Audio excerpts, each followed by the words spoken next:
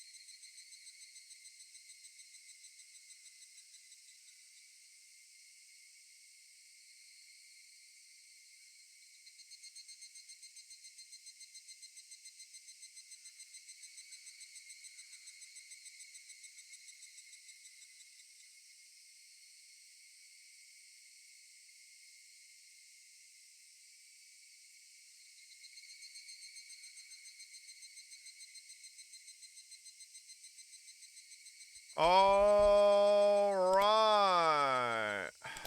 Here we go.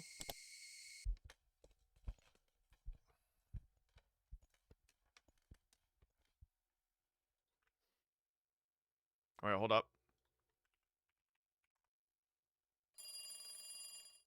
すまなかった、レナ。Hold up.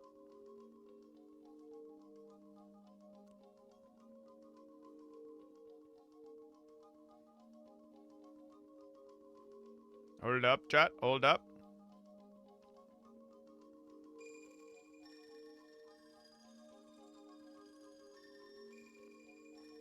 Okay.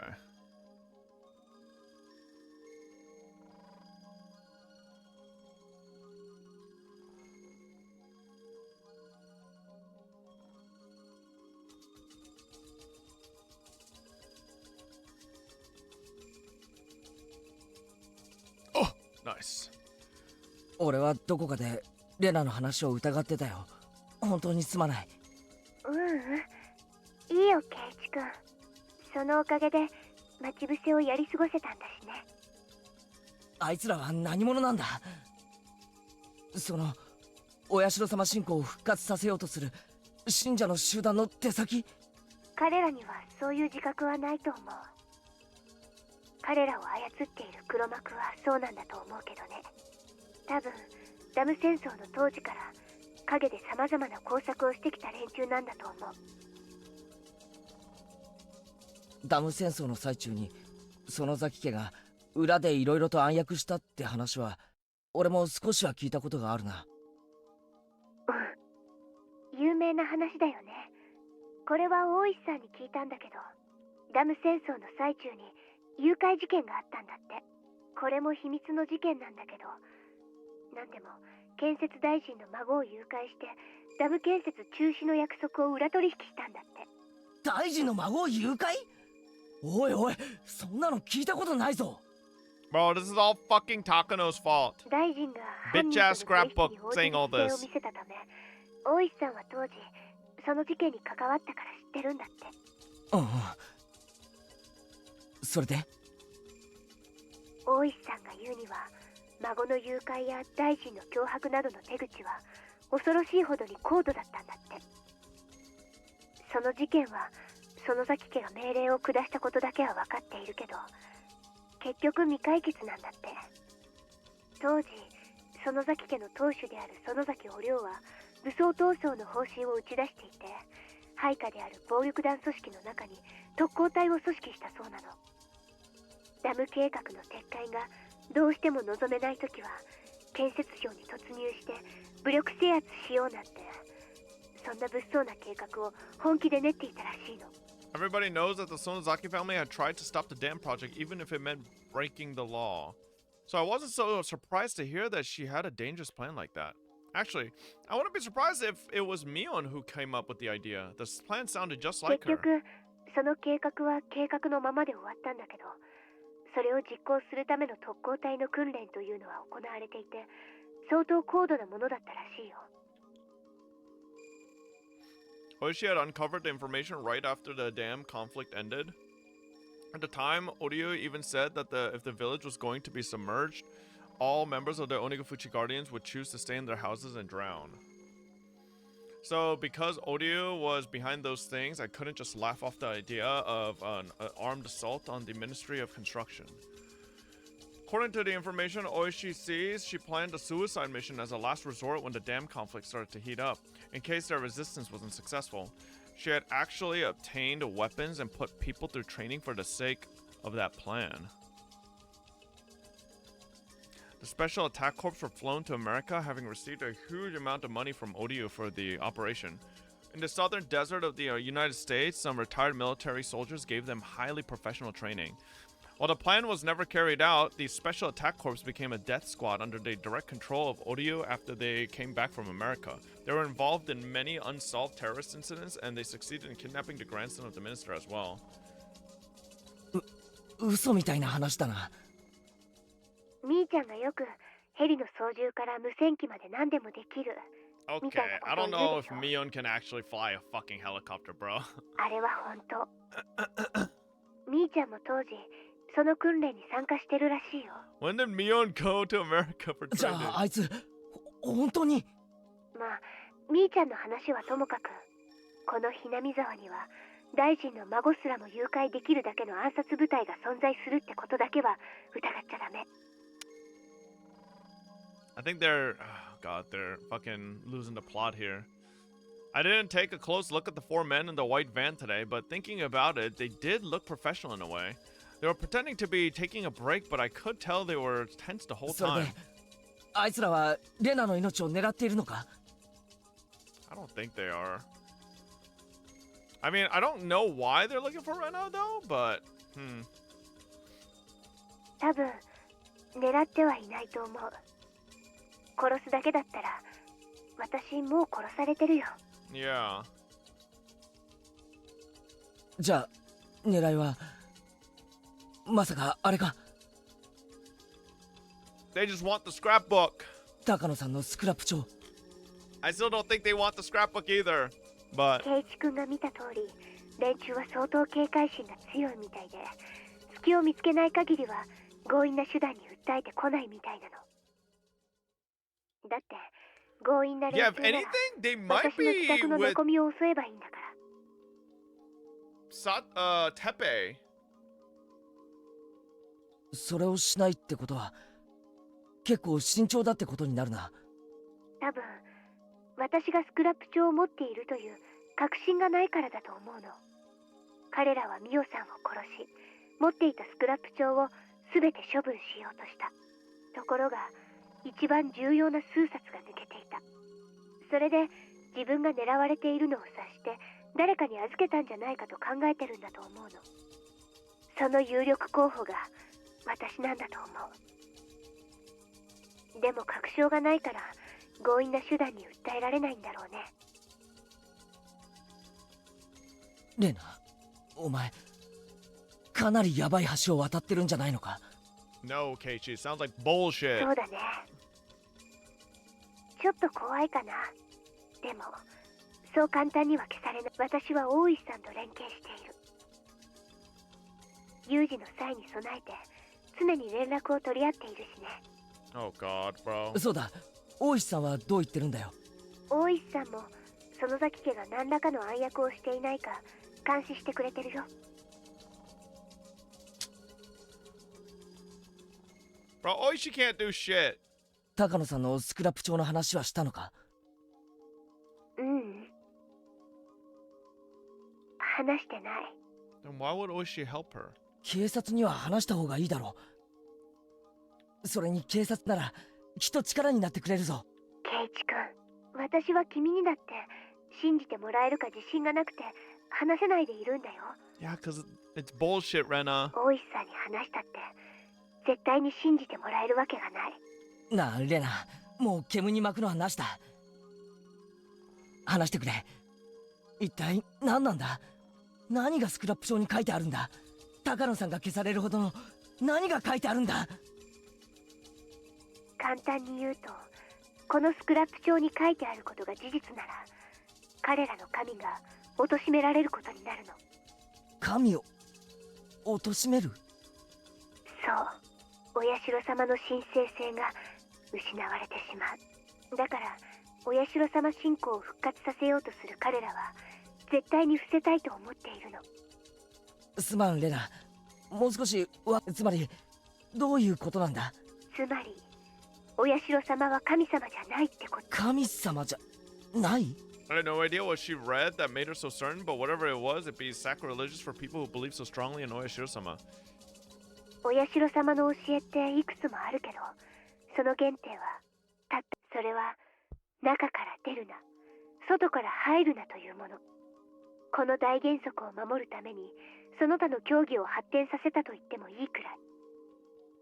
隣人を愛せとか家内安全とか縁結びの神様なんてのは本当に後から取ってつけたものでしかないの。 In other words, Oyashiro-sama exists solely to stop the villagers from going outside the village. Oyashiro-sama doesn't bless the villagers or protect them from disasters. People believe that Oyashiro-sama does all that for them, but the truth is that the people abuse his name for that purpose, generation after generation, and nothing more than that. Why did Oyashiro-sama descend in the first place? Because demons came out of Onigafuchi Swamp and attacked people. 実はこの時点で解釈が違ってたの。鬼が湧き出して襲ったんじゃない。湧き出したものにやられると人々を襲う鬼になるの。湧き出したもの？どういう意味だよレナ？ Whatever came out of the swamp possessed people, crawled into their blood and controlled them and turned them into demons. People had no resistance against whatever it was that came out of the swamp. They became demons, attacked the other villagers, and turned them into demons as well. That's right. It was a weird infectious disease that broke out from the swamp. It made the infected people go out of control. The villagers saw this disaster and explained it like so. Evil demons came out from the bottom of the swamp, possessed people, and turned them into demons as well. That is the truth of the story of the demons that came out of Onigafuchi Swamp. 確かにそれだと伝説をうまく説明できるな。じゃあお社様ってのはひょっとして異国から来た医者？そうだね。正確には正しくないけど、そう、医者と呼べる存在。それが降臨して伝染病を治療したの。でもそれは治療ではなく対処療法でしかなかった。All his treatment could do was reduce the symptoms of the infection. Villagers could have their symptoms suppressed, but there was no way to kill the parasite that had infested them. After a while, the village was divided into two groups. One group was made of the people who were infected, and the other consisted of the people who weren't. Without a cure for the disease, the uninfected looked down on the people who could only suppress their violent symptoms. They even talked about drowning them in the swamp. But they knew killing the infected people wouldn't solve the problem. The parasites came out of their water source, including Onigafuchi Swamp. They couldn't fill them all in, so if they did that, they would lose their access to drinking water. They could have chosen to leave the village, but that was hard for them, for that was the location of their ancestors' graves. Under the power of Onishiro-sama, infected people could live without showing symptoms. So both those who were infected and those who weren't decided to live together equally and to coexist with the parasites. Onishiro-sama was impressed by the villagers' decision. He decided to stay there and continue to treat them. それがお社様がこの地にとどまり、人と鬼の生活を見守ったの真相か。うん。そしてお社様は感染者である村人たちに症状を出さないために掟を作った。その最大にして唯一のものが村から出てはいけない、外から人を入れてはいけないだったの。外から人を入れてはいけないってのはわかるぜ。感染者を増やさないためだろう。でも出てはいけないってのはどういう意味なんだ？寄生虫たちは気候や風土の関係でこのひなみ沢の地でしか生きられないらしいの。 Is this real? No, this is most likely fucking... Bro, this is what I'm saying, why Takano's evil. Everything she does just brainwashes whoever reads her fucking stupid ass books. 感染者がこの地を離れようとすると強い症状を出してそれを妨害するの。その妨害こそがいわゆるお社様のたたりの正体。 The strongest symptoms of the infectious disease were violence and delirium. The infected people acted like demons, just like demons, and the impact of seeing them in the throes of the disease was strong enough to make others describe them as such. They couldn't even let people leave who had just come to the village. If they had left after being infected, they might go crazy in a faraway land, turn into a vicious demon, and cause a disaster. Infected people were never allowed to leave. When an infected person left the village, they brought him back by any means necessary. That was what it really meant to be demoned away. ちょっと待てよレナ。だとしたら俺やレナも村人はみんなその病気に感染してることになるよな。でも俺たちはひなみ沢を離れたって別に何の問題もないぞ。実際村人にも結婚したりして遠方に住んでる人も少なくないらしいじゃないか。ひなみ沢をちょっと離れたからって錯乱して鬼と化したなんて聞いたことないぞ。そう、それはまさにお社様の目論見通りにことが進んだからなの。意味がわかるかな。この村を長い間封印してきたのは寄生虫の害を弱めるためなの。Hosts are very important for parasites. If something happens to the host, the parasite that live in the host have to share the same fate. In other words, if the host went crazy and attacked people, the host would be captured and killed, which means that the parasite would die with the host too. Oh, そう brother. か。自然淘汰か。さすが圭一君。そう。 This is some fucking insane cope. この地で長く生活を重ね、厳しい戒律で生活を続けた結果、寄生虫に対し過敏な人間は錯乱して結局殺された。また感染者を錯乱させてしまうような強すぎる寄生虫はこれもまた錯乱した宿主と共に殺された。その結果、寄生虫と人間は互いに相性がいい種だけが残っていった。これこそがお社様の伝説が伝える鬼と人の血は混じり合ったことの真相。じゃあつまりその寄生虫はほとんど無害なわけなのか。うん。ミオさんのスクラップ帳によると、そういった無害な寄生虫に感染しているケースというのはかなり多いんだって。食文化にもよるけど、例えば生肉を食べる国では国民の8割くらいが感染している例もあるんだって。でも矯正できてて人体に全く無害だから誰も治療しない、気づかない。だから撲滅もされない。なるほどな。太古の綿流しはね、実は腹綿流しと書く物騒なものでね、錯乱した犠牲者の臓腑を食らうものだったの。でもこれも必要なことだった。感染して犠牲になった人を食らう。まさかワクチンとか。圭一君はやっぱり頭がいいね。No, you're both fucking stupid. ミオさんもそう読み解いてる。伝説では犠牲者を生きたまま解体して食らったなんて物騒なことになっているけど、実際はそんな野蛮なものじゃなくて、もっともっと医学的に取り扱われていたらしいの。強すぎる寄生虫のせいで死んだ犠牲者からワクチンを作り出し、同時に村人の抵抗力も高めていった。お社様ってのは何者なんだよ一体。医学先進国っていうとドイツか。正体はひょっとしてナンパして流れ着いた外国人医師。多分圭一君の答えが一番一般的だと思う。ドイツ人ではないんだけど、とりあえず医者的な存在であったのは正解。古代の伝説の秘密が明かされていくってのはなんだか面白いな。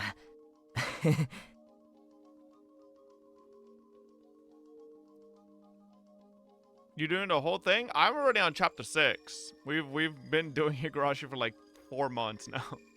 3 months? No, it's 4 months now. It still sounds crazy, of course, but I've never heard any theories that explain the legend of this village better than this one. 多分俺も感染してるんだよな。なんだか体中が痒くなってくるぜ。人間だって一つの宇宙だよ。体の中には無数の細菌たちが住んでいる。その中には私たちの生活には欠かせない有用な細菌たちも少なくないんだよ。ああ、よくヨーグルトとかの CM で言ってるよな。確かにそうだ。これもミオさんの受け売りだけど、例えばシロアリっているでしょ。木材を食い荒らしてしまうアリ。実はシロアリって木材を消化できないんだって。体内に寄生している特殊な細菌が食べた木材の繊維を分解してくれて、その結果シロアリは木材を吸収できるんだって。これも寄生虫と共生している一例だね。I didn't know that. When I hear the words parasites, I feel creeped out almost instinctively. But now I know some of them aren't so だ bad か to ら us. 太古の昔に鬼ヶ淵村から突如発生した奇怪な伝染病は今ではほぼ根絶されたと言っていい。根絶じゃないね。無害になったと言うべきだ。最初はとんでもない話だと思ってたけどさ、こうして種明かしがされるとなんだかサイエンスな感じがしてちょっと面白い話だよな。私たちには面白いよ。でもお社様を神として崇める人たちにとってはこれはとても不愉快な説。 Of course, if Takano-san's theory is correct, Oyashiro-sama isn't a god. The punishment by that god, namely the curse of Oyashiro-sama that people have been so afraid of, will turn out to have just been the symptoms of an infectious disease. I see, that's what dethroning God would mean. だとすると、もしこの伝染病の病原体を特定して世間に発表されるようなことがあれば、信仰は破綻しちまうな。There's no fucking infectious disease. These. そう。 Oh my god. Rena would love Alex Jones. それこそが彼らの一番恐れることなの。そしてミオさんはその病原体を特定しようとしていたらしい。 She'd be signed up right, bro. She'd be #1 fan. そのミオさんが消されたということは特定できたってことが。かもしれないね。ミオさんはもういないし、彼女のスクラップ帳にも特定できたとは書かれていない。でも消されるに値する理由が他に思いつかないの。でもよ、20世紀ももうすぐ終わろうっていう現代だぜ。村人だっていろんな医療機関で検査を受けてきたはずだ。なのにそういう怪しげな寄生虫が摘出されたって話はないんだろう。うん。確かに病原体そのものは未だ発見されていない。でも確かに何かの規制を受けていることの信号だけは確認されているんだって。なんだって？ Is she gonna tell him about her fucking maggot thing? 本当かよ。 When a parasite enters a human body, that body's immune system cells, eosinophils, and macrophages try to kill the parasite. They secrete an antibody called immunoglobulin E, IgE. The most common way of checking if a person is infected by a pathogen is to look at the levels of this secretion. According to Takano's research, people from Hinamizawa have a high level of IgE in their blood. That's not all. They also have obvious symptoms of being infected by parasites. They don't have any allergies. IgE stimulates the mast cells and they secrete histamines and serotonin as a result. These cause an allergic reaction. The allergic reaction is unpleasant for humans, but it's necessary for the body to kill the pathogen. But the parasites don't want to be killed, of course, so they secrete substances that counteract IgE. As a result, IgE stops stimulating the receptors of the mast cells, which stops secreting the chemical compounds. As a result, the antigen-antibody reaction, namely the allergic reaction, doesn't occur. In other words, a human body that was infected by a parasite secretes a high level of IgE, but doesn't display allergic reactions. For information, a human body that's infected by a parasite doesn't suffer from hay fever. You get hay fever due to your body secreting a large amount of IgE because it's mistaken pollen for a parasitic invasion. As a result, a large amount of stimulants like histamine will be secreted, but your body can't contain the parasite that it's attempting to kill. That's why your body continues to secrete IgE. As a result, the stimulants keep causing allergic reactions. That's how hay fever works. If you have a parasite in your body, it'll deactivate your IgE and suppress the secretion of stimulants. As a result, you don't have an allergic reaction. In other words, there's no hay fever in Hinamizawa, and you can cure your hay fever by moving here. つまり特定はできなくてもその存在だけは疑いようがないってわけだ。うん。そうなるね。だとすると、 This sounds like a whole lot of bullshit. 狂信的な連中に I mean, I know Takano was a nurse, so she'd be privy to some type of information, but like, I don't know about all this shit, bro. たとえ特定できなくても存在を証明している時点で十分に危険だと思うぞ。そうだね。たとえ証拠にはならなくても、彼らにとってはミオさんを葬るに値する危険性があったと思う。確かに恐ろしい秘密だな。ちゃんと説明してもらえば理解できることだが、いきなり聞いたら刺激が強すぎる話だぜ。でしょ？だから私も最初は信じられなかったし、圭一君に話しても信じてもらえないと思った。で、大事なのはその事実を隠蔽しようと暗躍してるヤバい連中がいるって方なんだよな。そう、今大事なのはそっちの方。Fanatics who want to revive the sanctity of the god they worship. Reviving the majesty of their god means reviving the power of that god. And the power of their god is the infectious disease. This infectious disease can't spread nationwide unlike other infectious diseases, so from now on, I'm going to start calling it an endemic disease. That fits better since it only affects this region. Anyway, the endemic disease of the current day Hinamizawa is different from the one of old times. It's been through a process of natural selection and is harmless now. In other words, it doesn't do any harm to a human body. That harm was once interpreted as a curse. A curse is the power of a god, so a harmless endemic disease means that the god is powerless. That means the only way to regain the majesty of that god is to revive the curse. In other words, they want to bring back the primitive endemic disease, namely the harmful, strong version of the parasite. ちょっと待てよ。信者たちは神が実は寄生虫だったなんてことは否定したいんだろう。なのに寄生虫を研究するのかよ。矛盾してないか。矛盾しているよ。だからこの研究は信者たちのトップだけが知る秘密の研究なんだと思う。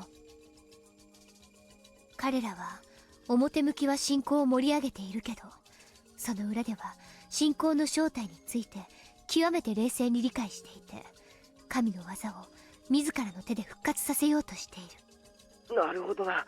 おいおい、なんだかとんでもない話になってきたぞ。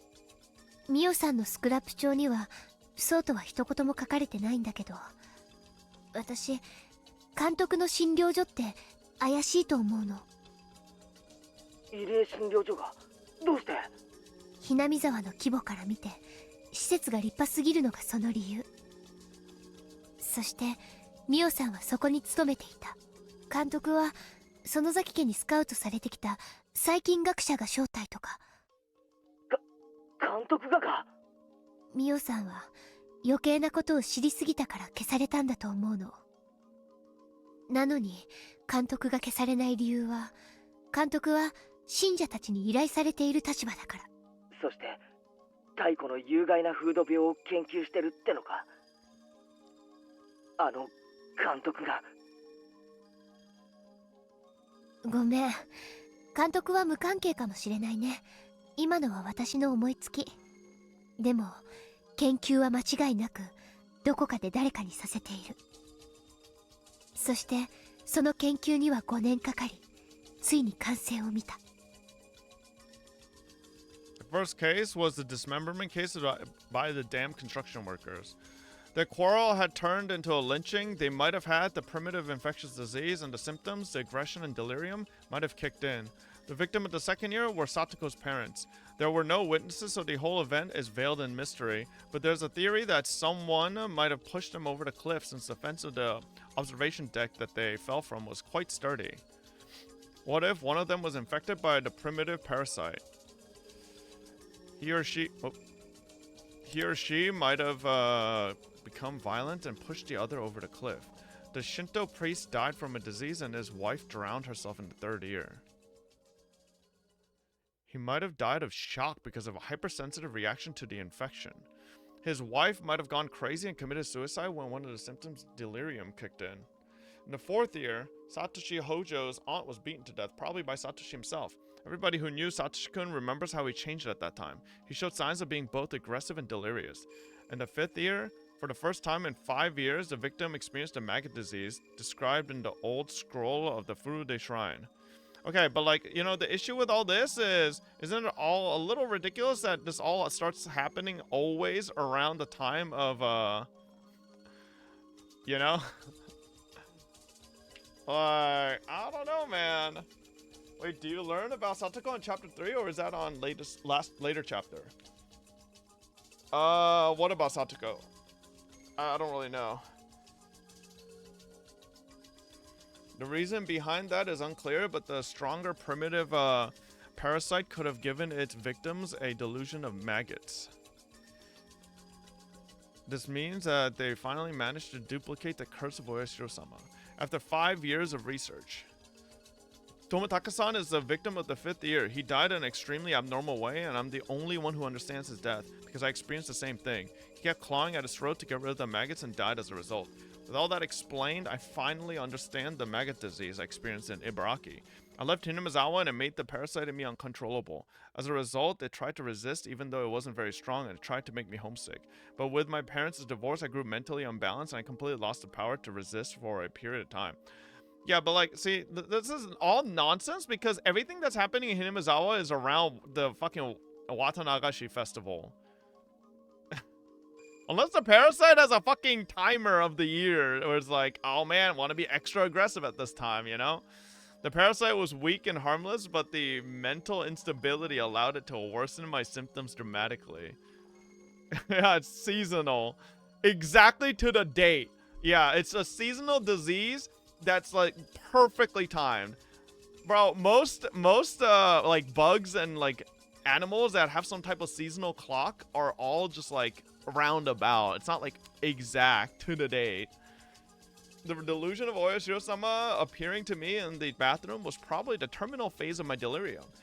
I created the supernatural existence Oyashiro-sama that I was instilled with when I was little. Then I persuaded myself to go back to Hinamizawa based on that delusion. Some of the transcendents of Onigafuchi must have had the same kind of experience. They must have passed their experiences down as the acts of God. I remember I once saw on TV that the indigenous people in South America use some kind of natural drug in order to have a mystical experience. And that they called it a ritual to communicate with their gods. じゃあ信者どもの目的はその太古の寄生虫をひなみ沢中にばらまくことなのか？多分それが最終目的だと思う。でも人知れずにそれをやることはないと思うの。宗教にはセレモニーが必要だから。だからもし彼らが望むものを生み出せてそれをばらまく日が訪れたなら、彼らは多分それをお社様の復活の日とでも称して宗教的なデモンストレーションをすると思うの。何か特別な儀式とか、とにかくお社様の復活を祝い知らしめるような盛大な何か。なあ、それってよ、悪いことなんだよな。No, I haven't really looked up on the IRL events that there might be referenced here. 危険性の高い病原体をばらまこうというんだから、多分悪いことに分類されるだろうね。それって最近テロって言わないか？おい、めちゃくちゃヤバいことだぞ。おい、富武さんの死に方がお社様のたたりの再現に成功していた以上、X デーは間近ってことなんじゃないのか？わからない。もう秒読みなのか、まだまだ時間のかかることなのか。もうこれはジェナ一人が抱えていい問題じゃないぞ。かなり笑えない大陰謀だぞ。俺たちにはどうしようもない。警察に任すほうがないぞ。私が話したこと、警察は信じてくれると思う？信じるかどうかは向こうが判断するだろう。とにかく話した方がいい。圭一君、それを大石さんに私が打ち明けたら、私がスクラップ帳を持っていることを告白するのと同じなんじゃないかな。それってまずいのか？大石さんの接触はミオさんが殺された後だった。敵はミオさんを殺した時点でスクラップ帳の紛失とその数日前に私が図書館で出会っていることを知っている。バカな。つまりそう、大石さん自体が敵の手先である可能性がある。 Holy shit, bro. They are paranoid of everybody. 大石さんは私がスクラップ帳を持っている可能性があると当たりをつけていて探りを入れてきているのかもしれない。実際彼はうさんくさくて腹を割らない。園崎家を疑わせるようなことを言って自分は味方だと言ってくるけど、彼だってその園崎家の手先かもしれない。警察を疑い出したらおしまいだぞ。圭一君、4年目の撲殺事件。 I feel like Higurashi so far in the 6 chapters we've played of this, we're like close to probably 100 hours of this now. Every chapter is just, in what way can humans try to explain something that they don't understand? That seems to be like every single time. It's either a curse, it's either a fucking disease, it's either some conspiracy, it's some fucking cult. Like, holy moly, bro. さとこちゃんのおばさんが殺された事件。あれは And it's exacerbated by the fact that it's a bunch of 13, 14-year-olds trying to figure it out. So their imaginations are even more ridiculous. これをどう思う？警察内部に狂信的な連中の手先が混じっていて、犯人を捏造したってことか。3年目の神主さんの病死の検視とか、2年目の北条夫妻の事故現場の見聞とか。警察がもしも彼らの片棒を担いでいるなら、数々の完全犯罪が可能になる。ひなみ沢御三家はダム戦争時から今日に至るまでもずっと警察への圧力を維持してるんだよ。それに沖宮の町のいろんなところに一族が進出して実権を握っているというのはみーちゃんから聞かされたことがあるんじゃない？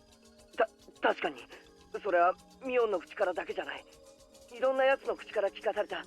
ミオンの園崎家がどれだけ市内全域に強力な影響力を持っているかってのもな。そういうこと。警察はこの土地では必ずしも信用できない。レナ、すまん。先にはっきりさせたいんだが、黒幕は園崎家なのか？ミオンも関係があるってのか？それだけは先に聞かせてくれ。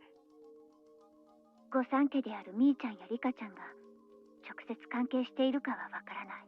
ただ狂信的な勢力が御三家や一番の有力家である園崎家を自由に動かせる中枢部に根付いている狂信的な勢力が根付いたのか、御三家の中枢が狂信的なのかは分かりかねるけどね。関係あるかどうかわからない以上、用心に越したことはないってわけだな。うん、みーちゃんたちのことを疑うわけじゃないよ。普段のみーちゃんは頼もしいし、私も他の心配事なら打ち明けて助力を求めることもあると思う。ただ今回のことはちょっと話の次元が違う。圭一君は見たことあるかな？みーちゃんは普段はふざけているけど、園崎家の次期当主として振る舞うときはものすごく冷酷で別人みたいに振る舞えるの。それにもし無関係だったとしても、それならばやはり耳に入れることで危険に巻き込むことにもなるんじゃないかな。ミオンたちが味方になってくれればかなり頼もしいぞ。俺は打ち明ける価値があると思うんだが。だからそれはダメ。敵ではないと確認が取れるまでそれは避けるべきだよ。味方にできれば確かに心強いけど、そうでなかった時はどうするつもり？じゃあ俺とレナだけでどう戦うつもりなんだよ。もともと最初から絶望的な戦いなんだよ。だから圭一君を巻き込みたくなかった。Danganronpa reference? くそ、高野さんめ、とんでもない置き土産を残してくれたな。Yeah, Keiichi, she does that every fucking chapter. It's amazing how she does it. でもそのおかげでとてつもない陰謀を知ることができたんだよ。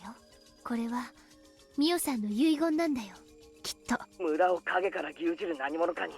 Bro, these motherfuckers didn't realize Takano is a fucking evil bitch. こいつは最高にハードな話だぜ。一筋縄じゃいかねえぞ。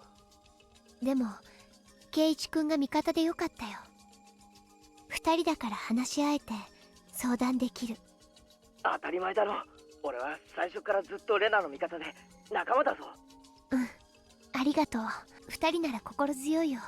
一人で悩むよりは建設的になれるだろうしな。Bro, I'm telling you, Takano is literally just implanting fucking seeds of like evil onto every motherfucker.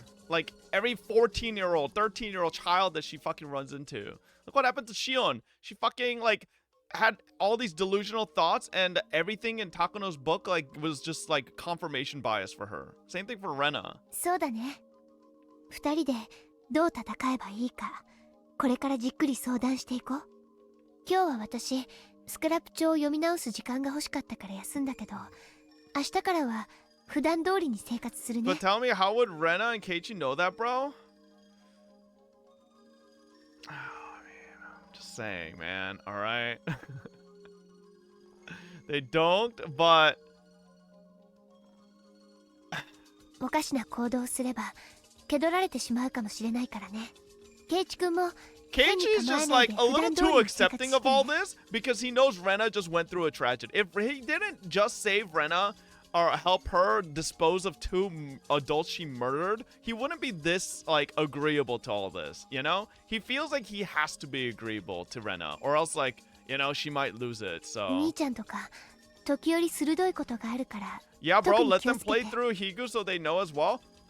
Technically they can, because if you actually paid attention at the cafe, one of the random strangers said they would offer a brand new copy of like Higurashi for a meal ticket. So technically in this world, they do have Higurashi to play through.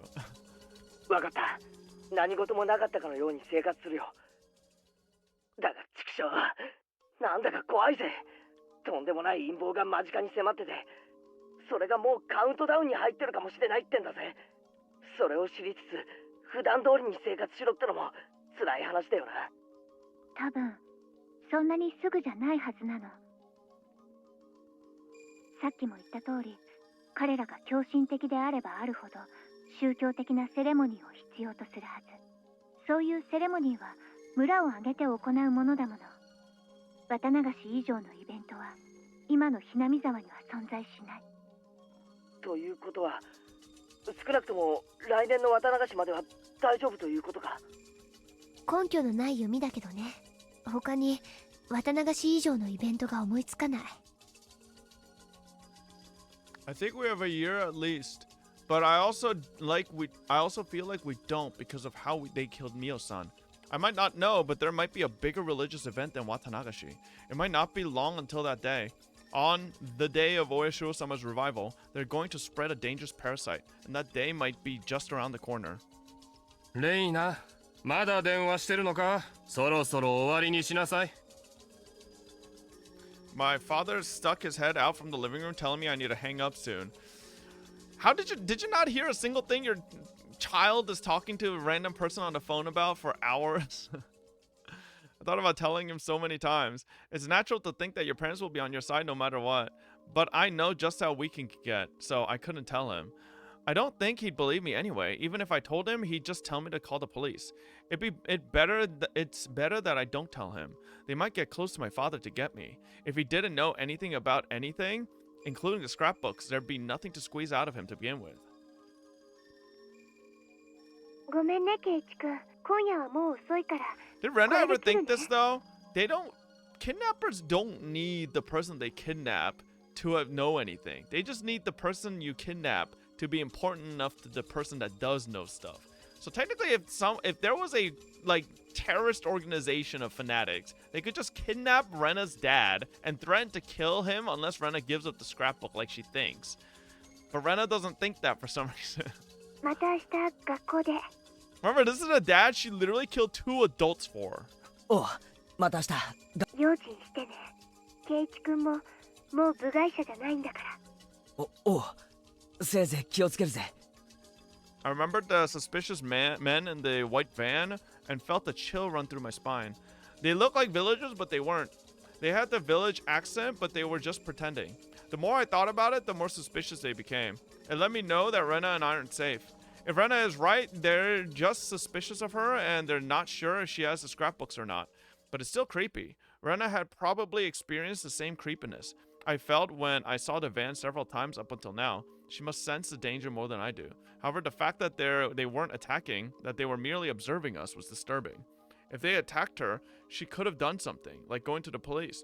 But all they're doing is just watching her from a distance. She can't do anything about it. She can't talk to anybody about it. This is all so stupid because the people in the white van are most likely fucking associates of Teppei and they just like know that something probably happened that's wrong with Teppei, but Rena's fucking connecting the dots and thinking they're people like the fanatics that want Mio-san's scrapbook. She probably just wants to stay in her house all day, but if she acted different, they might take it as proof that she has the scrapbooks. We have to think about how to fight against them without making it obvious. I told myself that there was no going back and I put the phone down. Didn't you thought they sounds like minister grandson kidnappers? Yes, they did, but like that doesn't you can't make connections of people in this game based on their fucking voice acting. The next day, Rena came to school acting normal like she said she would. She talked with Mion as cheerfully as she always did, and it made me wonder if the story she told me last night was a complete fabrication. That's because the story really was too ridiculously crazy to believe. This village has a very weird and rare endemic disease, and there are religious fanatics who want to use the disease to revive the weird cult. And they've been researching the pathogen of the endemic disease so they can spread it throughout the village. I was deeply influenced by Rena last night, and I believed everything she said. But thinking about it with a cool mind under a bright sunlight, it sounds too crazy to be true. The story Rena told me is based on Takano-san's crazy hand-me-down ideas. It's based entirely on her theories, which, though very feasible, have no evidence whatsoever. The fact that Takano-san was murdered lends credit to the story, I'll give you that, but...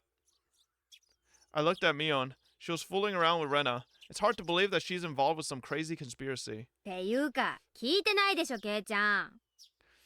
Have you seen the superior... Yeah, I mean, I'm using the mod that lets me go through them. 悪い。ごめん、聞いてなかった。まだ寝ぼけたまんまなのかな。寝不足だとおつむもちゃんと働かないよ。 Mion made fun of me for reacting too slowly. It's almost impossible not to trust this bubbly, cheerful girl. I trust Mion. I trust my friends. I know she'd never have a hand in a crazy conspiracy like that. And then Mion just fucking gives him the death stare. If she knew about it, she wouldn't be able to act this cheerfully. Rena told me not to tell Mion because she might be the one of them, but it might be worth telling her without letting Rena know.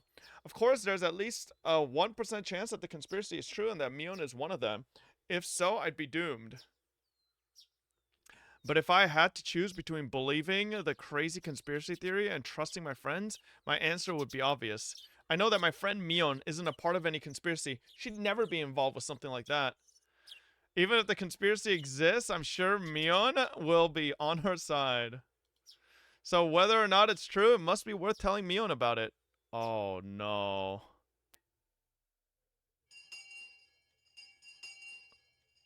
Nani, Kei-chan? Oh, okay, Chi, just keep your fucking mouth shut. This stupid fuck. God, bro. Why did Rena ever trust this dumb fuck? He's such a power of friendship, Andy. こんなところに呼び出して。それも誰にも内緒で来いなんてさ。まさかカツアゲとかそういうのじゃないよね。お前な、体育倉庫の裏に呼ばれたら真っ先にそう思うのかよ。じゃあラブレターとか。でもそういうのは下駄箱が定番じゃない？都会じゃそうでもないぞ。直接渡す白兵線型も少なくない。じゃあOh my god, Keiji, this would have been a perfect opportunity. Love letter. Instead, he's about to say some dumb shit. なわけねえだろ。Oh my god. それよりかなり真面目な話がある。茶化しは一切なしで聞いてくれ。何よ。どうしたの？お社様信仰を復活させようとしている連中がいるってのは知ってるか？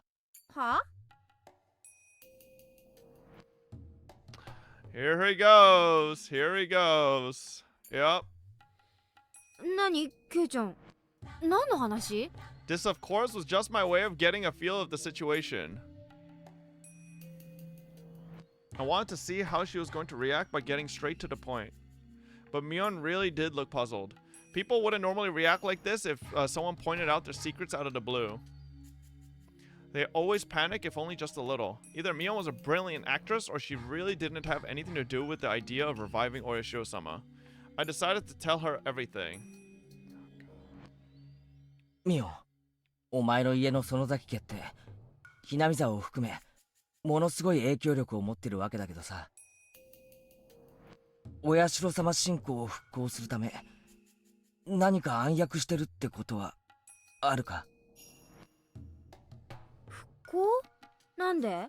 いや、だからさ、今のお社様信仰って大昔の時代に比べたらだいぶ信仰心が薄くなってるだろ。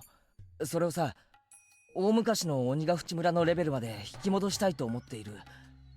いわゆる原理主義者的な連中が暗躍をしてるんじゃないかって。はい、ちょっと何の話なわけ？本当に何の話かわからないのか？わかるわけないよ。何その全米第1位みたいな面白ストーリーはさ。Mion's reaction was very natural. It seemed impossible that she was pretending that she didn't know anything about it. But regardless, I continued. そういう連中がこの村にいるらしいんだよ。ミオンは知らないか？お社様信仰、鬼ヶ淵村の時代のレベルに？そんなことして何かいいことあるの？いや、そりゃ信仰の厚い狂信的な連中にとってはとても重要な意味があるんじゃない？だってケイちゃん、大昔の厳しい戒律の頃に逆戻りって誰も喜ばないよ。今のこの現代、村から出るななんて言われたら生活なんかやってられないって。例えばほら、リカちゃんって何でもお社様の生まれ変わりとか言ってちやほやされてるらしいだろ。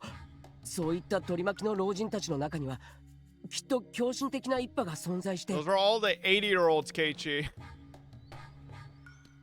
リカちゃんの取り巻きっていうと君吉のおじいちゃんとかのこと？まあ確かに信仰心は厚い方だと思うけど、狂信的ってのはどうかと思うね。いや、だからいるんだよ。本来のお社様信仰を再び復活させようとしている輩が。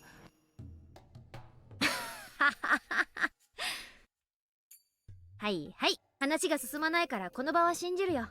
それでそいつらはお社様の正体がこの土地独特の風土病にあることを突き止め、その病原体を研究しているらしいんだ。どこで？というか風土病って何？病原体って何よ？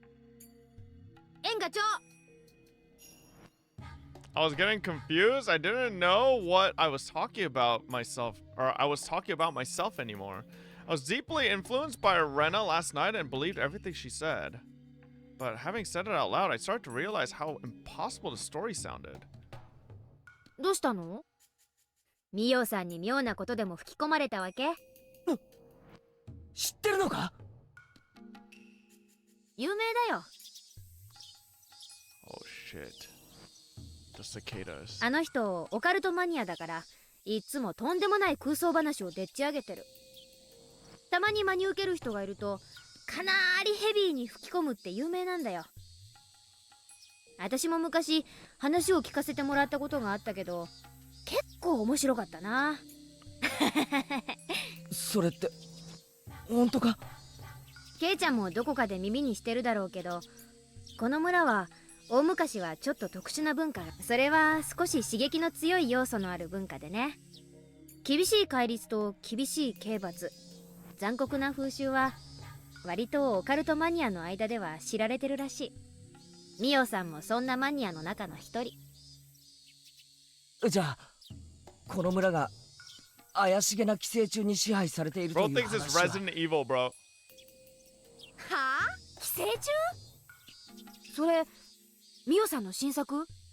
新作ってどういうことだよ？言ったでしょ、ミオさんはオカルトマニアなの。鬼ヶ淵村の奇怪な伝説などを研究して、あれやこれやの仮説や推理、妄想を楽しんでるわけよ。だからその寄生虫に村が支配されてるって説以外にもいろいろ創作してる。私がずいぶん前に聞いたのは UFO 説だったよ。これが結構辻褄が合ってて面白いの。太古の昔に鬼ヶ淵村に UFO が墜落して、そこから出てきた異星人と村人で戦いが起こってという感じから始まる B 級 SF ホラーだった。サトコが聞かされたってのは地底人説だったかな。地殻変動によって地底王国と鬼ヶ淵村の間に接点ができてしまって、それでそう地底王国のお姫様と村の若者が恋をして互いに仲直りをしたっていう SF ロミオとジュリエットだった。んで最新作がどうやらケイちゃんの聞かされた寄生虫説ってわけみたいだね。いやいや、いつかそれらを全部ま You と know め being て all 本に jokey してほ about し this いよ。 makes this kind of sus? No. I actually think that's exactly what Takano does. I said this yesterday, chat. I believe Takano is like a giga conspiracy theorist, and she has a conspiracy theory for every possible scenario like out there, and she puts it in all her books. So if you're someone who experienced any one of something that could get the confirmation bias from any one of her ridiculous theories, it literally just feeds into you, right?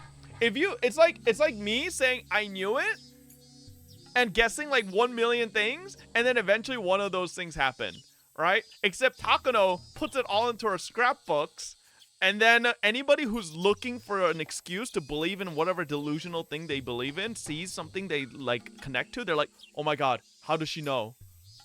And it's like, she doesn't actually know, she's just making up bullshit, but it just how happens that one of the million bullshit things she has happens to give you confirmation bias, you know? Why did she die then? Because she's a fucking idiot. I still don't believe she's dead. Me personally, I think she's still alive. So, because every chapter we've seen that quote-unquote Takano's dead, it's never been like definitively confirmed as Takano. It's just a burned female body. There's never been actual confirmation that it's her, so... Mion began laughing so hard that she had to hold her stomach. As I looked at her laughing like that, I realized I fell for something that ridiculous. At that point, it was obvious. I had been completely taken in. すまんミオン、俺がこれから聞くことに答えてくれ。まず、お社様信仰を復活させようとする連中は実在する。しないよ。というかむしろ逆。ひなみ沢は外部に対してどんどん開いていって栄えさせていこうということで、御三家はすでに意見を統一してる。これはまだ内緒なんだけど、21世紀までをめどにね。園崎家は現在水面下でその誘致をしててね。うまくいけばここいらは一気に栄えることになる。バッチャはそれによって山林の地価が一気に高騰して大儲けできると踏んでるみたいだよ。まあ21世紀の仕事だから、それは私が引き継ぐ大仕事になりそうだけどね。じゃあ外部の人間を意味嫌う連中なんてのは存在しない？だからそんなの存在しないって。ただでさえ不便な村をさらに不便にしてどうするんだか。現に村は今別荘地として売り出しを開始してる。ケイちゃんの家はまさにその第1号じゃないの。村人はみんな歓迎してくれたでしょ。若者の流出を食い止めるため御三家もいろいろと考えてるんだから。There was nothing vague about what Mion had said. Her story makes a lot of sense more sense than Takano-san's delusional theories.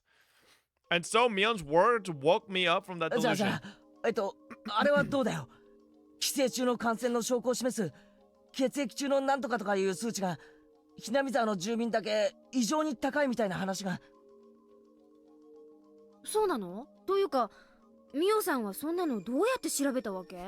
だって高野さんは看護師だろ。調べる気になればいくらだって。そんな怪しげな調査のために誰が血液採取なんかに協力するの？誰もしないって。それに仮に採血をしたってどこでどう調べたわけ？ミオさんがたった一人で一体何人の血を調べられたっていうわけ？ Mion was right. I couldn't believe I thought Takano-san could do all that just because she was a nurse. It struck me hard to believe that she got that many blood samples and did a high-level examination like that without any help. When I thought about it rationally, I shouldn't have believed such a ridiculous story so easily. 寄生虫の規制の証拠として花粉症にかからないって聞いたぞ。花粉症って都会の病気じゃないの。Oh my god, bro. This fucker. あれは確か排気ガスと Bro, I 関係が kind あ of るん want でしょ？ Mion to just like lock in and beat his ass. ここはひなみ沢だよ、ケイちゃん。というか多分沖宮の人にだって花粉症なんてそうそういないと思うけど。じゃああれは園崎本家当主直属の暗殺部隊ってのがいて、昔大臣の孫の誘拐とかをやったんだろう。Brother, bro.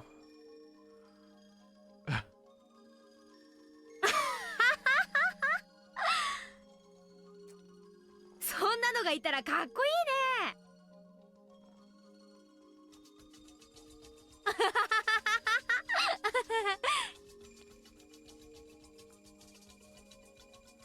Even I was sounding ridiculous, but I believed all of it last night. I believed it because Rena looked very serious. 大臣の孫が高津戸のあたりで突然発見されたのは事実。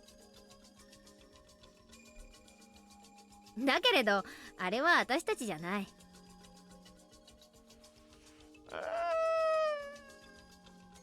I mean, this is the one thing I wouldn't 100% believe.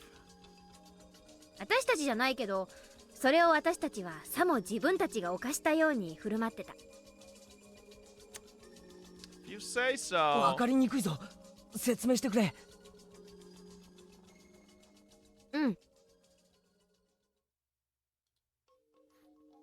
ダム戦争の当時、鬼ヶ淵死守同盟は相当に物騒な抵抗運動をしていたのは事実。脅迫めいたこともやってのけた。でもね、あの当時それを利用するやらしい連中もいたらしいの。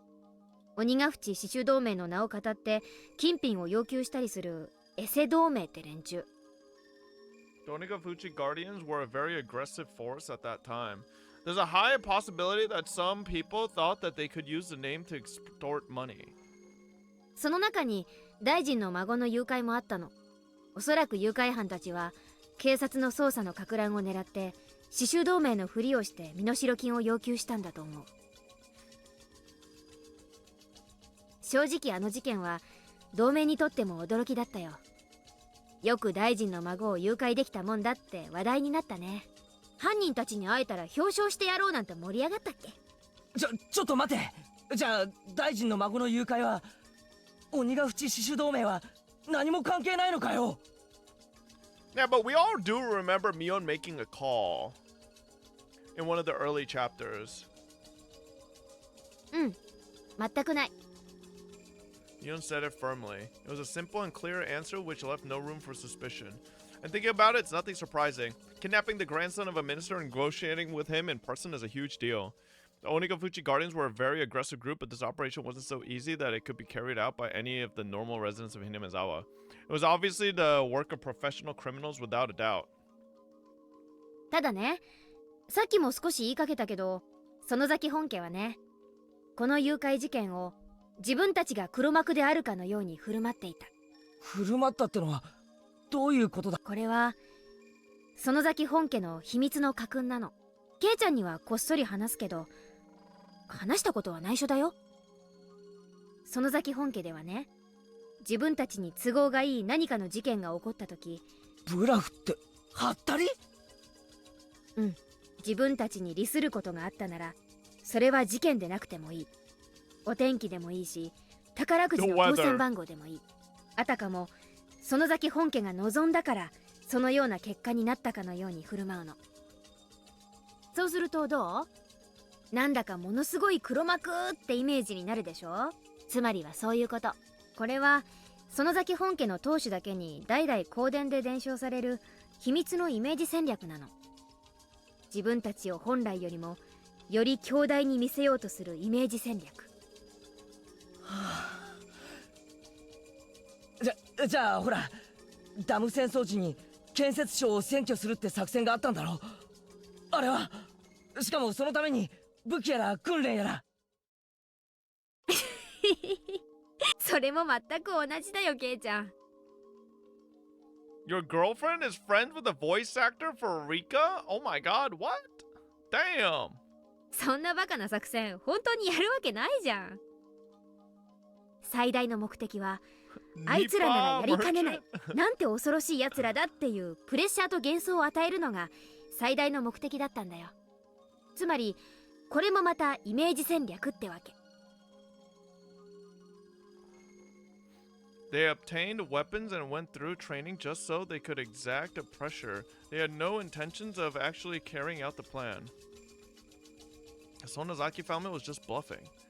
That made sense. Of course it did. It's impossible to attack the Ministry of Construction. Even if they did, it wouldn't solve the problem. All I had to do was use common sense. Even if they did, they would have been crushed within seconds by a huge number of policemen. Why didn't I think of that? じゃあ武器とか訓練とかってのは？武器に関してはノーコメントでいいよね。訓練もやったよ。ハッタリになるようちゃんとしっかりね。葛西さんをリーダーにお父さんとこの若い衆たちを引き連れてテキサスの砂漠でトレーナーさんと戦争ごっこをやった後はサンフランシスコでのんびり観光してた。じゃあ I couldn't think of anything else. It was obvious now. I know Rena and I both were completely fooled by the scrapbooks of Takano-san's delusion. Rena was so serious about it, so I believed her, but if you examined it closely, there were so many inconsistencies. I couldn't believe Rena took a delusion like that so seriously. I knew the reason why, though. She was still in a state of shock after being caught with the corpses that day. She was mentally unstable. Then she came across this tall tale and she believed it. Rena is a smart girl. She wouldn't have taken it seriously if she was stable. Plus, another thing happened to wake me up from the delusion. The white van I saw yesterday came to school during the lunch break. The 4 men in work uniforms I saw were there too. I said thank you to Mion and followed them. The man who talked to me yesterday knocked on the door of the teacher's office. 毎度おこのぎ造園でございますんで。どうもご苦労様です。今日も暑いですね。いいえいいえ。先生は今日もますますべっぴんで。ではすみません。今日もよろしくお願いいたします。はい、よろしくお願いします。これ、うちの事務屋から渡すように言われましたんで。見積書と請求書ですね。ありがとうございます。日付は空欄ですね。はい、お預かりします。はい、それでは取り掛かりますんで。The man was talking to Chia-sensei with a big smile. どうしたのかね、前原君。あ、校長先生、今の男の人は誰ですか？ The principal pointed his finger at the window. When I looked out, I heard the noise of an engine starting. The noise was coming from the engine of a motorized lawnmower. I saw a young man in work uniforms taking another lawnmower, some brooms, and a ladder out of the van. 園芸業者さんである。だいぶ垣根や樹木が手入れされてなかったからの。夏前に一度剪定を頼もうと思ったの。ああ、校長先生。Noticed the principal took off his hat and bowed. よろしく頼み申しますぞ。なんとか今日中で終わしばらくうるさくしますんが、ご容赦を。Each worker took one of the tools and walked towards the fence where the grass was growing. The engine of the lawnmowers was very loud and the kids who were playing in the schoolyard looked at it curiously. こら、危ないですから皆さん教室へ戻りなさい。 It was Chia-sensei. She handed an envelope with the documents in it to the principal. It said Okonogi Gardeners in green on the envelope. では校長、申し訳ありませんが、この請求書を後日市役所に行かれるときに持って行ってください。心得た。千恵先生、造園屋さんは昨日も来てました？ええ、昨日の夕方に一度下見に来てもらいました。帰りに近道をしようとして迷ってしまったと言ってましたっけ？ They got lost yesterday and were trying to get help from Rena. この村は細い道はだいぶ入り組んでおるからの。無理もないわい。I remember when I first came here, Chia-sensei started talking about when she got lost and they laughed together. There was never any suspicion to begin with. I thought they were suspicious yesterday because of what Rena had told me. At first I thought it was unusual to see a white van. But then, right after I heard her creepy story, I saw a white van parked on the road and I got scared. The gardeners weren't familiar with the road of Hinamizawa and they got lost trying to take a shortcut on their way back. That's all. I had it totally twisted around. I believed that fake-sounding story. I believed that the Sonozaki family was working behind the scenes and I fabricated the existence of a group of fanatical believers in my mind. Worse, I doubted Mion. Damn it, I'm such a fool. She's my friend. We took each other's hands that day, saying that we were a family made of friends and that friends were friends no matter what. I said that, but then I doubted my friend. I'm so stupid. Anyway, Rena was the problem. She also needed to wake up from this crazy delusion. I had to hurry and wake her up. Oh, no, Keiichi, don't fucking do it. Oh, God. Rena's gonna kill you, bro. Rena seemed like she had no mind to listen to anyone else. She truly believes that the Sonozaki family was the mastermind of a large-scale conspiracy. Oh, my God, bro. I remember the plate number of the white van, and I also remember their faces. Without a doubt, this was one of the vans that have been following me.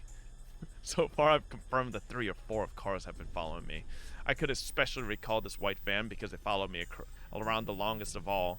The people who are in the other cars must be the lookouts, and the ones in this van must be tasked with direct contact, like kidnapping or assassination. The lookouts secure the surroundings, and the ones in this van attack the target. There's a common maneuver involved in both kidnapping and assassination. The scrapbook said that too. Oh god, bro, this fucking scrapbook. If so, I'd better watch out because it was them, not the lookouts, who came to the school premises. I don't think they'll attack me while I'm in school. They're in the early stages of their covert operation now, hiding their fangs and claws until the last stage of their horrifying scheme. That's why they won't take action in the school where people are watching. But it looked like they were talking to Chia-sensei in a very friendly way. I could only hear bits and pieces of their conversation, but it sounded very suspicious. I tried to remember the chatter and the movement of their mouth, and I played my memory of it like a videotape in my mind. Oh no, bro. 毎度。どうもご苦労様です。今日も暑いですね。いいえいいえ。ではすみません。今日もよろしくお願いいたします。はい。よろしく。これ、うちの事務屋から渡すように言われましたんで。と、ですね。ありがとうございます。わあ、空欄ですね。はい、お預かりします。はい、それでは。りますんで。I used the information I had to guess what was going on. I played the video again and again in my mind and also paused it and played it in slow motion to check in many times. Then something unbelievably horrifying started to emerge. There's no doubt that they are acquainted with Jesus. Bro, oh my god. But I've never seen them visit the school before, so it's hard to believe that Chia-sensei is their contact. There's no doubt that they're the death squad under the direct control of the Sonozaki family. They have the local accent, which proves that they were chosen from Sonozaki Corps. Bro, please, Rena. My goat detective has turned into a fucking delusional psychopath. The death squad was talking with Chia-sensei. They know each other. What's their relationship? Who's Chia-sensei anyway? During the dam conflict, Hinamizawa School was closed and it was merged with the one in Okinomiya.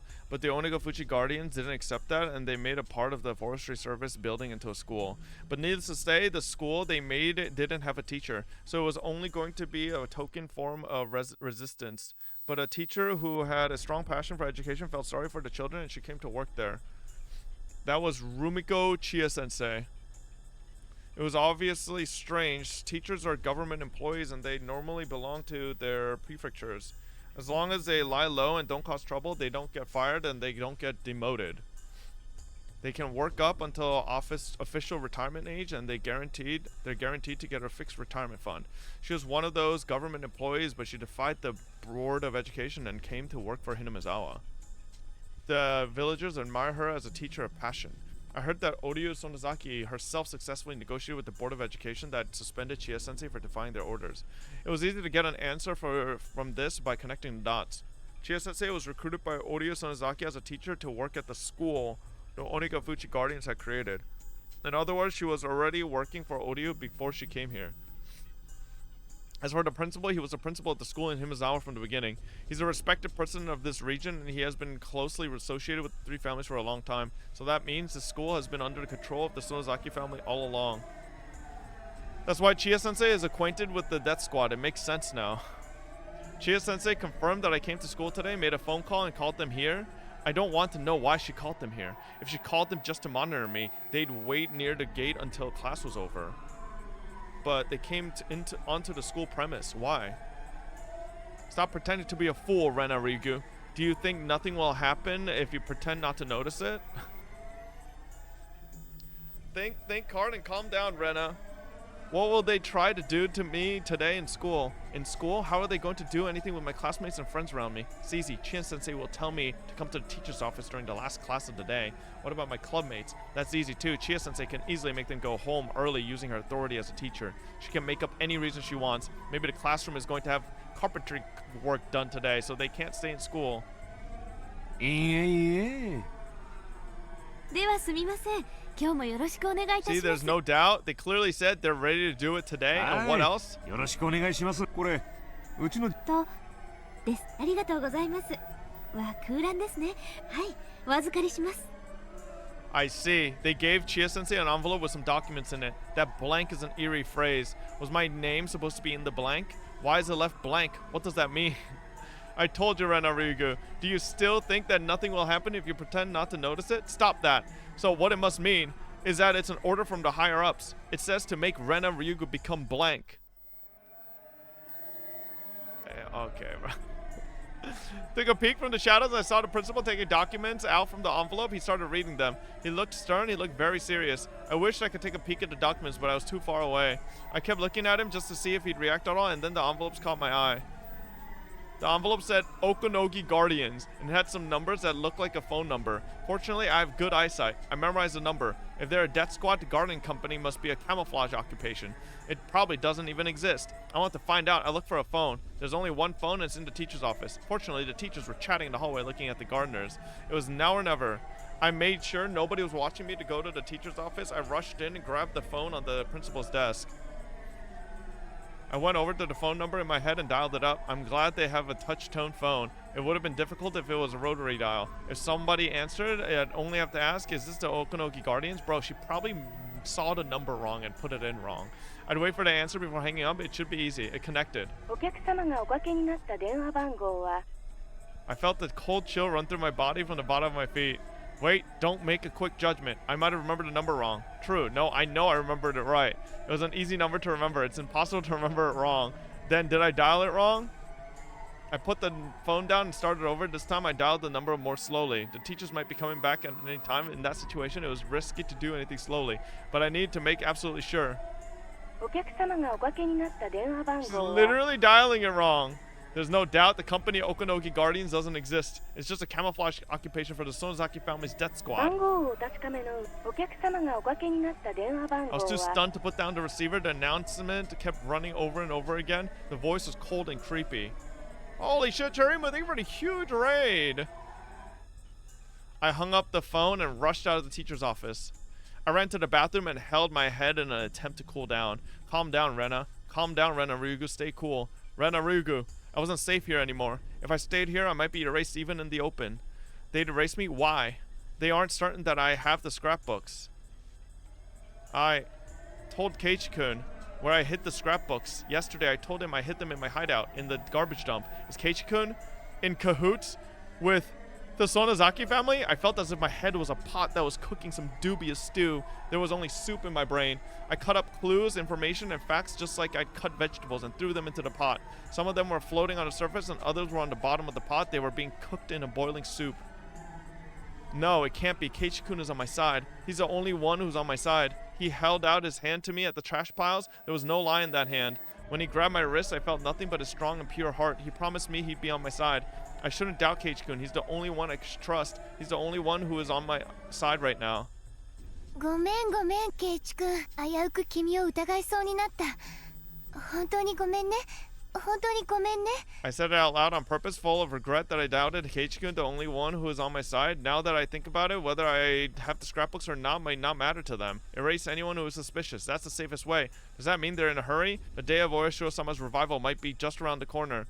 And that's why they're trying to get rid of any small fish bones that are stuck in the throat by any means before it's too late. We don't need her anymore. Just erase her if you're worried so much. I could easily picture Oryu Sonozaki saying that. Picture? No, she did say that. That's why they are here today. What should I do? What should I do? Should I wait until school is over? I was like a fish in a pond. No matter how many times I escaped from the net, I was in the pond and they owned the pond. I didn't stand a chance. Then what should I do now? I couldn't keep escaping from the net. I should get out of the pond. I didn't know how to fight them. I didn't know who's on my side. I was about to give in to despair. For now, I have to think about how to survive this, so I'd at least have time to think about how to fight against them. I have to get out of this pond. When I was about to leave the bathroom, one of my classmates came in, pretended to be sick and talked to the girl while leaning on the wall. ごめんね。私、ちょっとどうしても具合が悪くて、早退するからって先生に伝えておいてくれないかな。I shouldn't let Chia-sensei know that I'm leaving school early if I'm trying to run away from them. But if I didn't, they might think I ran away without cause. That might lead them to chase after me without mercy. If that happens, I don't stand a chance. They were planning to capture me after school is over, but I happened to feel sick and left school early. If they took it that way, they wouldn't think that I noticed the noose tightening around me. I was about to go back to the classroom to get my bag, but I changed my mind and turned around. I didn't need my bag anymore. I realized nobody was watching me, so I stopped pretending to be sick and started running. Bro, holy moly. This is the longest fucking chapter in the universe, too. 千恵先生、ここがおかしいですぞ。おかしい？どうかなさいましたか？見積書と請求書の日付が空欄になっておりますぞ。ここは今日の日付ではないのですかな？ああ、そこはお役所の都合らしいんです。見積書の日付と請求書の日付が同じだと、なんだか都合が悪いそうで、庶務係さんから空欄にするようよく念を押されています。あとそれから請求書に書いてある電話番号とどちらが正しいのですかな？ Oh my god. あらやだ、社長さん。どうしましたんね？ It's an old number. 請求書に書いてある電話番号と封筒の電話番号が違ってますけど、どちらが正しいのですか？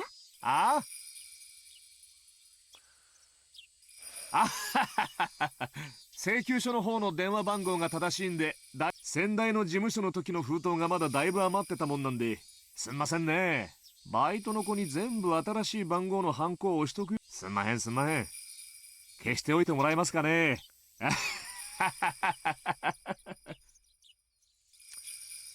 Oh my god. Oh my god. Hi, babe. Bro, this fucking... Bro, these children are so fucking stupid. Oh my god. Fish in a pond. One more? No! It's way too late.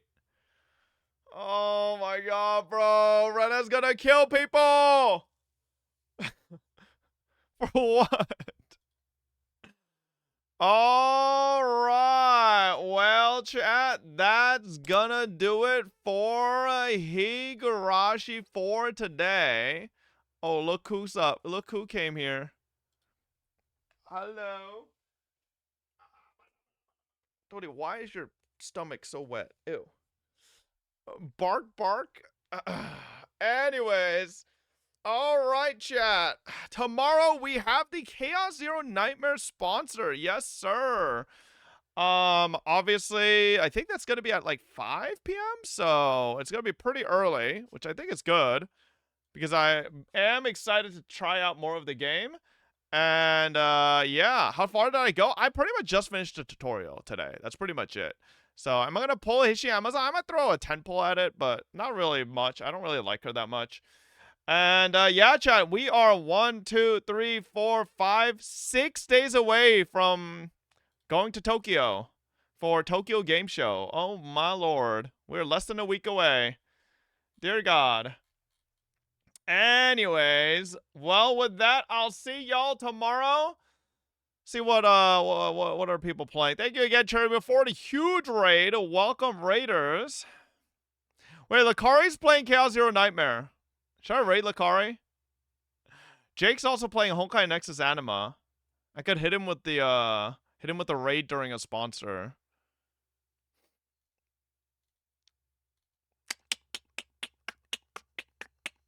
I'll send you guys over to Jake. I do like helping people, you know, with the CCV on sponsors. It does look better on for everybody. I'll see y'all tomorrow. Thank you guys. Good night. Bye-bye. He does not know you. Oh, my.